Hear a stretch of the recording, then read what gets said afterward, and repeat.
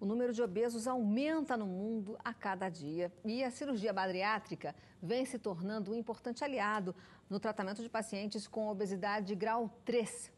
Nos últimos 5 anos, o número de cirurgias de redução de estômago aumentou quase 90% no Brasil.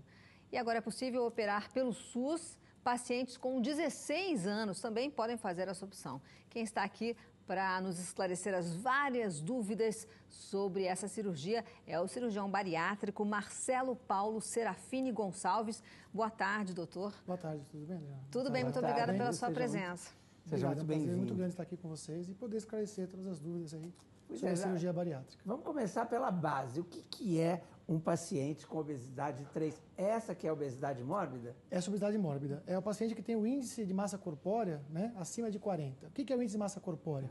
Nada mais é do que o peso sobre a altura ao quadrado. Isso dá esse número que, pela Organização Mundial da Saúde, você classifica em relação à obesidade. Tá. Então, a obesidade mórbida, ou grau 3, são os pacientes que têm o IMC acima de 40. Devo estar chegando aí. Agora, quantos tipos de cirurgias bariátricas existem e quando uma delas é indicada? Hoje em dia, pela nossa Sociedade Brasileira de Cirurgia Bariátrica, existem 4 tipos. Né? Você tem a gastroplastia vertical, né, que é o sleeve, que é chamado também. Como é que é chamado também? Não entendi. Sleeve gástrico. Sleeve? Sleeve, que é o termo mais americano. Que sleeve Brasil, significa o quê em inglês? Como se fosse uma manga. Manga. Chama manga gástrica ou gastrectomia vertical. Né? Essa é uma técnica. A banda gástrica, que é muito difundida nos Estados Unidos, é uma outra técnica. A cirurgia de capela, que é a mais difundida no nosso país, que também é chamada de Y de Roux. E o duodenal switch. Então, são essas 4 técnicas que são aprovadas hoje em dia pela Sociedade Brasileira de Bariátrica. E qual é a mais usada? No Brasil, a mais usada ainda é o capela, que é o Y de Roux. Né? E como é que é? Como é que ela funciona? Você faz, é uma técnica mista que a gente chama. Você tem uma parte do estômago, que você reduz esse estômago, e tem uma parte do intestino que você diminui a absorção do intestino. Então, ela funciona dessas 2 maneiras. De uma maneira restritiva, que é a parte do estômago que fica pequena, e uma parte desabsortiva, onde você tem 1 metro, 1,5 metro do intestino que não absorve os nutrientes. Então, por isso é chamada técnica mista. É a técnica mais utilizada hoje em dia no nosso país. E existe contraindicação para fazer essa cirurgia? Existe.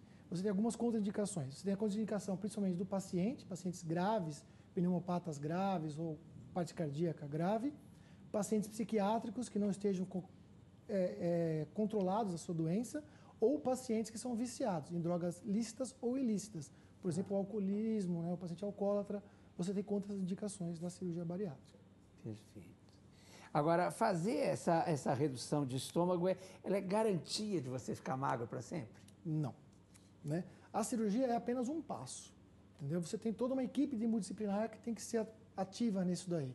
Você tem desde o psicólogo, às vezes até mesmo o psiquiatra, nutrição, que é fundamental, principalmente pré e pós-operatório, psicólogo, né? Às vezes equipe de fono. Então, assim, operar é um passo, não é o único e nem exclusivo. Pelo contrário, você tem que continuar fazendo acompanhamento com essa equipe multidisciplinar para que você tenha o sucesso e mantenha esse sucesso para o resto da vida, né? Tá. Doutor, e quais são os cuidados gerais que devem ser levados em conta? Primeiro é isso, você não esquecer dessa equipe multidisciplinar. Você tem que fazer esse acompanhamento no pós-operatório. Tem que ter uma boa indicação cirúrgica, né? Você não pode operar todo mundo, não é todo mundo que tem indicação de ser submetido a uma cirurgia. Então, você cuidando disso, fazendo um pré-operatório adequado, indicando bem a sua cirurgia e um pós-operatório onde o paciente é envolto por essa equipe multidisciplinar, a chance de sucesso é muito grande. Agora, quanto tempo dura esse processo de emagrecimento? E há o risco também da pessoa emagrecer demais, por exemplo? Sim, o processo geralmente dura 18 meses. É o tempo necessário que a gente fala para a pessoa atingir o seu peso ideal, né? E, sim, depende dessa parte, principalmente das cirurgias mistas, onde você tem essa parte de desabsorção, essa pessoa pode, sim, emagrecer até demais do que a gente espera. É por isso que, volto a falar, a equipe multidisciplinar é muito importante para isso. Com a nutrição adequada, com a parte psicológica adequada, você consegue evitar que essa pessoa chegue até mesmo em caso de desnutrição. Então, é muito importante esse acompanhamento psicológico antes e depois da cirurgia. É muito importante. Porque, na verdade, o obeso, a alimentação para ele é uma fuga, né? Na grande maioria das vezes. Quando você tira essa fuga, ele acaba desviando, às vezes, para outras coisas. Ou ele inventa uma maneira de fugir disso, por exemplo, comer doce de leite, tomar sorvete, ele consegue burlar a cirurgia, ou ele consegue, às vezes, desviar o foco dele passa para o álcool ou outras coisas mais, às vezes depressão. Então, é uma fuga. Por isso que esse acompanhamento pós-cirúrgico é muito importante. Porque o que eu percebo é assim, eu vejo muita gente que fez a cirurgia e que houve todo um acompanhamento antes, mas depois da cirurgia abandona completamente. Exatamente. Né? Esse é um erro muito comum. Né? A pessoa acha, operei e acabou, agora não tem nada para fazer. Não, pelo contrário, aí que começa. Né? Eu sempre gosto de brincar com meus pacientes e falar o seguinte, você vai morrer na cirurgia e nasce uma nova pessoa. Por quê? Tem que mudar a cabeça. Se você continuar a ter a cabeça que você tem antes de operar, você não consegue depois de operar. E a fase mais importante é o pós-operatório, onde você tem tanta transformação. Você se torna, às vezes, um paciente chato. Você vai num restaurante, você não consegue comer como que era, você vira inconveniente. Né? Às vezes tem o seu parceiro, ele come bastante, você não pode comer. Então, às vezes, cria um certo atrito. Por isso que esse acompanhamento psicológico e também a parte nutricional é muito importante no pós-operatório, muito mais do que no pré. E é importante também essa consciência, né, doutor? Porque o estômago vai estar reduzido.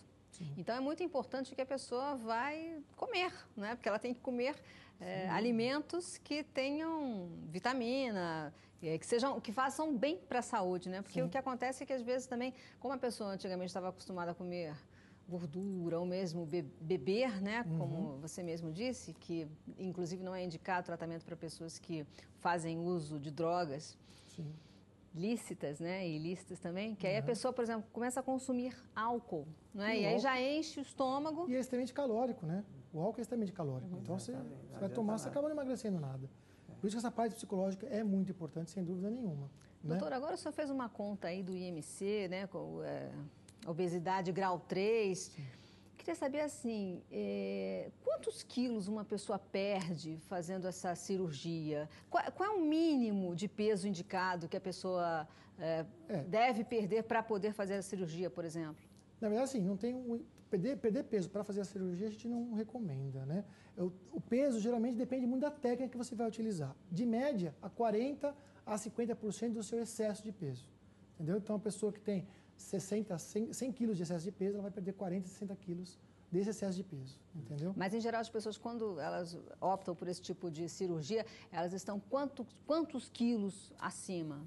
Depende muito desse IMC, né? Tem pessoas, às vezes, tem 200 quilos acima do normal, né? Às vezes 100 quilos. Todo mundo consegue emagrecer? Todo mundo consegue. Você já fez uma cirurgia dessa que a pessoa perdeu 200 quilos? 200 quilos eu nunca fiz, mas na literatura tem até mais que isso, né?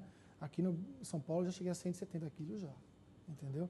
Então, você tem essa indicação, né? De acordo com o peso dessa pessoa, você consegue emagrecer.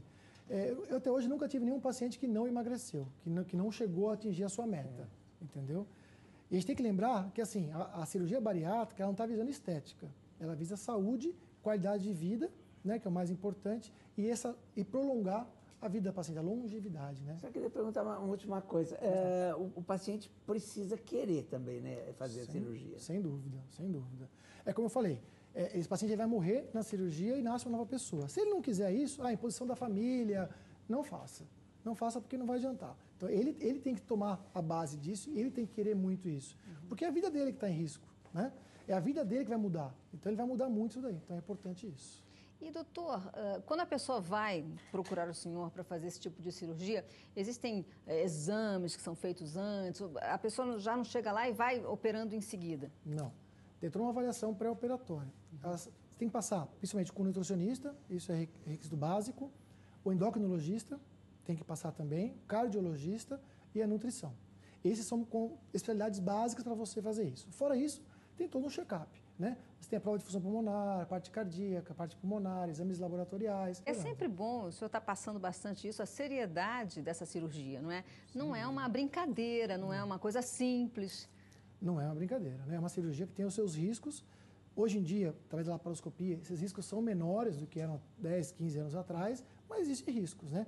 Então, eu acho o seguinte, tudo que você faz, e faz bem feito, com uma boa indicação, aquilo que eu falei no começo, a tua chance de sucesso é muito maior. Então, tem que ser bem indicado e o paciente tem que aderir 100% ao tratamento. Tá bom, doutor Marcelo. Se ele não quiser, não dá. E aqui, então, para encerrar a nossa conversa, a pessoa tem que ter muita consciência porque vai fazer uma mudança radical na vida. Sabe que eu até vi uma pessoa também que fez uma cirurgia dessa e disse assim, poxa, eu talvez pudesse ter mudado a minha alimentação. antes de ter feito, ao invés de ter feito essa cirurgia, porque eu enfrentei momentos muito complicados, principalmente a primeira semana depois da cirurgia. Os primeiros 15 dias são os dias mais complicados, sim.